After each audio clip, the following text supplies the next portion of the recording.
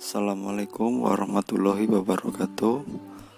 Selamat pagi anak-anak kelas 7. Kembali lagi di pelajaran Ustadz Dika IPA. Apa kabarnya anak kelas 7? Melanjutkan bab ber-8 ya. Interaksi dalam ekosistem. Nah, ini setiap makhluk hidup akan berinteraksi dengan makhluk hidup lainnya dan lingkungannya untuk memenuhi kebutuhan hidupnya. Terjadinya hubungan timbal balik antar makhluk hidup maupun lingkungannya itu sendiri.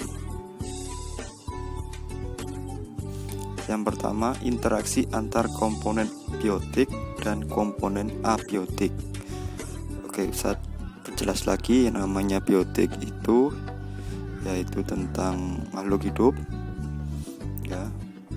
Itu pengaruh komponen abiotik terhadap komponen biotik tadi.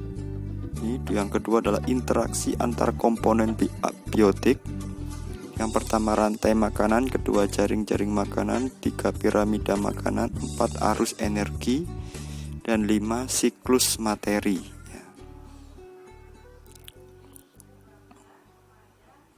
Rantai makanan ada 2 tipe, dasar rantai makanan rumputan, tumbuhan herbivora dan karnivora, dan 2 rantai makanan sisa, pemakan sisa, predator. Menurut para ilmuwan ekologi, rantai makanan pokok dibagi menjadi 3 tadi ya. Rantai makanan, ini rantai makanan dari produsen, terus yang kedua konsumen pertama, konsumen kedua, konsumen ketiga, sampai yang terakhir pengurai itu atau disebut dengan dekomposer itu tadi ya. Ini ada jaring-jaring makanan ya. Seperti ini dia siklusnya. Dari tumbuhan makan dari kelinci, tikus, dan burung pemakan biji-bijian maupun belalang. Nah, itu tadi lebih mencabang daripada rantai makanan itu sendiri. Nah, berikutnya adalah piramida makanan. Ada piramida jumlah, piramida biomasa, dan piramida energi.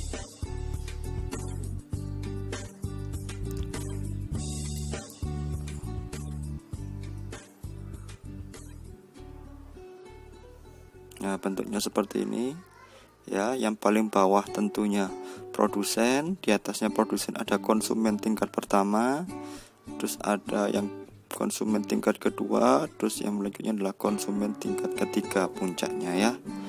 Artinya produsennya lebih banyak daripada konsumen pertama. Oke, siklus materi ada siklus nitrogen, asam amino, siklus air, siklus sulfur, belerang, siklus fosfor, dan siklus karbon dan oksigen. Untuk pengertiannya silakan dibaca di buku LKS-nya ya. Pada video kali ini juga Ustadz memberikan gambar siklus nitrogen ya. Silakan diamati, dicermati gambarnya dari siklus-siklusnya tadi, dari hewan dan tumbuhan tadi ya. Setelah dari tanah tadi, dekomposer. Nah, ini adalah siklus air. Nah, siklus air dari sinar matahari terus menguap dari air. Nah, itu tadi ya, bisa dilihat dan namanya transpirasi, kondensasi ya, seperti ini siklus air. Ada siklus sulfur atau belerang. Nah, ini dia ya, erupsi atmosfer, terus dekomposisi ya, bahan bakar fosil sulfur. Nah,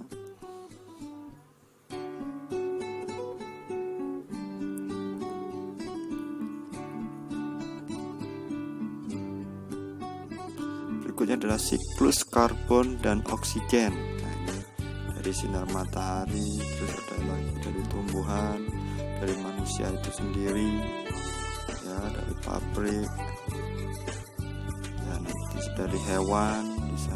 Nah, ini pola interaksi makhluk hidup namanya netralisme, tidak saling mempengaruhi antar organisme yang ada di ekosistem. Ada simbiosis, predasi, kompetisi, antibiosis ya.